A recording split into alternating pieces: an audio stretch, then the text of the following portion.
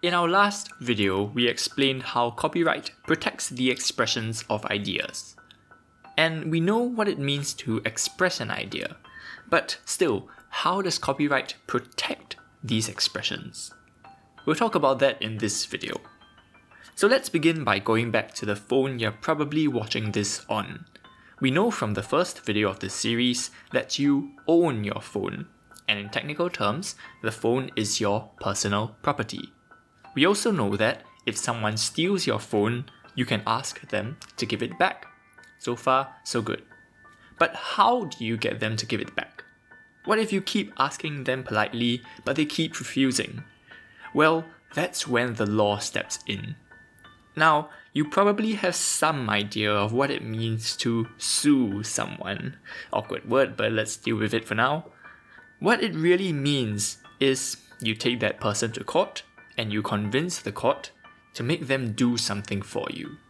In our case, you want the court to make the thief return your phone to you. Simple enough. So how do you convince the court to do this? Well, you need a legal right to get your phone back. And you would have this right.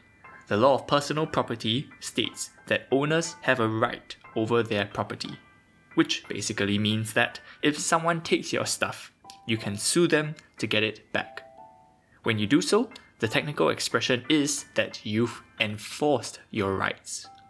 But how does this work in the world of copyright and creative things?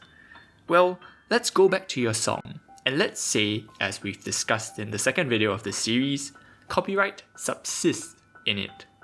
Now, once copyright subsists in a work that you've created, you also get some rights over it.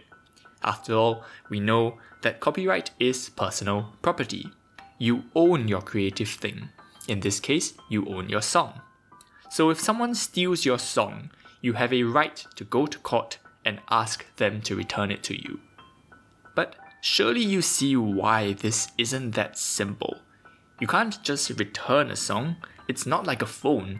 It's intangible. You can't hold it. So you'll probably ask for some other things. Most of the time, you ask for the court to make the thief take down your song. And when a court orders someone to do something, that's called an injunction.